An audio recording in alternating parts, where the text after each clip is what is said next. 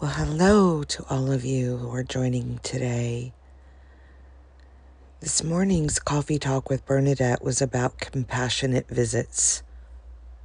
And this is something I've been really noticing a lot more lately, especially since Milo passed and I'm here really paying attention in the mornings. I think that I used to be so busy doing the Milo activities, getting his food, taking him out for his walk, and taking care of him, getting to do his business, that I wasn't having these early morning connection points that I really am diving into now. There's truth to be said here that when we first wake up, we're the closest to that connection to God, source, love, universe, whatever you call it. There's no coincidence when we seem to be on this unraveling journey that we are awakened at different hours than we used to be. Our body no longer demands that we sleep in 8-hour shifts, and we may actually move more to a cat-like sleeping schedule, which is what I refer to mine. I sleep when I'm tired. I'm up when I'm not. Often they're cat naps, 15, 20 minutes max. And right when I come out of them, I am so connected to source that it often leads right into those insightful or intuitive opportunities to really see what's going on. So I mentioned that because this morning I asked Bernadette about this, what those compassionate visits are all about.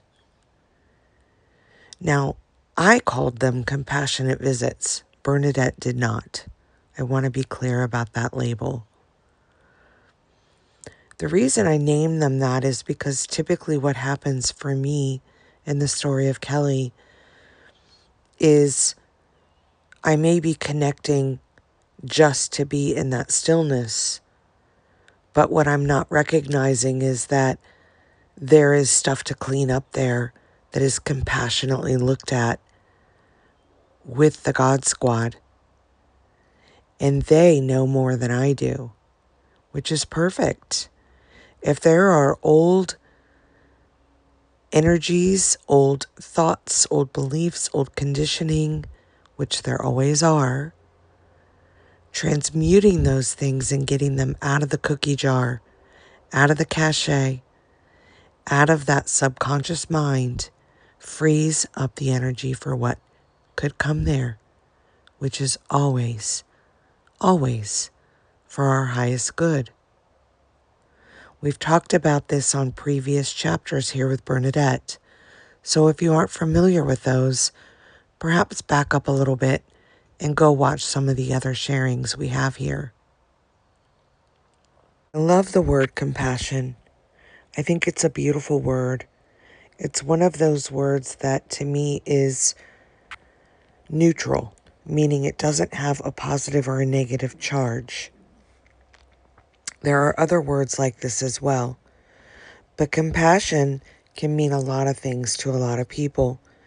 So I want to talk about the definition a little bit before we dive in. This is sympathetic concern for the suffering or misfortunes of others. Now let's look at that. To name these visits with my God Squad as compassionate visits, and to find out that that is looking at the concern or suffering and being sympathetic to that for others. Mind blown yet again. This is why I look words up. I think that they mean one thing coming through me, but looking them up helps me to see what my God Squad is helping me to recognize. It is a moment where I am in separation. I'm believing that there are others. I'm out in the dreamscape again, worrying about this relationship or what will be said there, worrying about how I will resolve that experience with a them or a that, and not being present here. Every time that happens, the invitation arises again to come back into this truth, which is that I'm not navigating this alone, that it's all predetermined, and nothing needs me to insert myself as the project manager or the analyst or any of those roles. As soon as I get back into that position, suffering arises, and I am looking for compassion. I'm calling in the God Squad. I'm saying, I don't understand this, but you do. I don't need to understand it. I just know that it no longer serves. That is why it is arising. It is ready to let go of me. Now I asked Bernadette how long these compassionate gatherings have been going on. Because as I mentioned, I really haven't tuned into the awareness of these until I lost Milo and really was endeavoring to be present as soon as I would wake up, committing with earnestness to that wake-up time. For me, it's often been 3:33 in the morning. So now, rather than grabbing my phone or getting up and taking care of Milo, I'm immediately connecting to Source. And compassion is always waiting right there for me. So Bernadette thought it was a little funny because for them being the we that I am a part of, seeming as separate, seeming to be my guide, seeming to be my God Squad, yet never being separate from this which I am a part of, is always compassionately connected. It doesn't leave me, I leave it. Tuning back in to the vibration of which I am a part of is absolutely the most loving thing I can do for the world.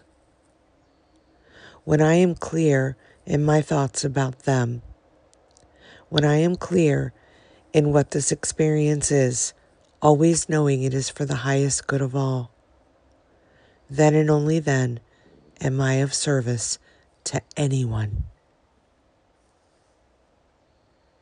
So Bernadette says, we have been acting as this guidance for you since the beginning of this incarnation. This connection has always been here. You may refer to them as compassionate visits, but the reality is this is just the connection to Source that's always been here. Absolutely, when you've had those deepest, darkest nights of the soul and you're asking for support, it comes to you in fullness. But it's not because we're showing up just then. It's because you are tuning into it fully just then. So when we say that you are always protected, always guided, always surrounded by compassion and love and this boundlessness that you're a part of, we mean that. In the Bible, it speaks of Jesus calling out, asking if God will lift this cup from him, this cup of suffering. That is what these compassionate visits are. The cup will always be lifted. Ask for that support, but tune in to receive it. It will show up time and time again. It's no different than having a toaster on your counter and wanting to make toast, but forgetting to plug it in. You put the toast in the oven, you push the little prong down for it to heat up, but if it's not plugged into the wall, the toast will never get toasted. The activity seems to be happening, but there's no connection to it. That is our responsibility. to align ourselves with the connection that is always there. We hope that this is helpful today, especially on those days where you feel like you're just not connecting to your intuition, to your internal guidance system, to your God squad, whatever you refer to it as. We have mentioned this before, that Kelly sometimes slips here too. The difference is when the slipping happens, there is no stick.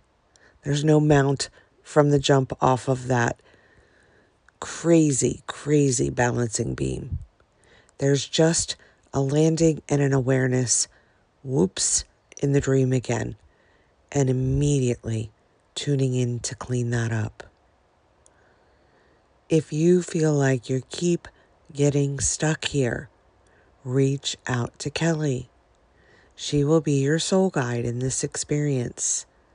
This is not something that we often can do without being really earnest in that investigation.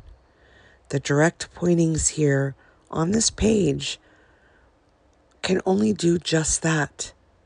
This has to be experiential for it to really stick, or you will see it and it will go away. You will see it and it will go away. You will see it and it will go away. Awareness needs to fully take hold of it experientially. See it through the witness eyes.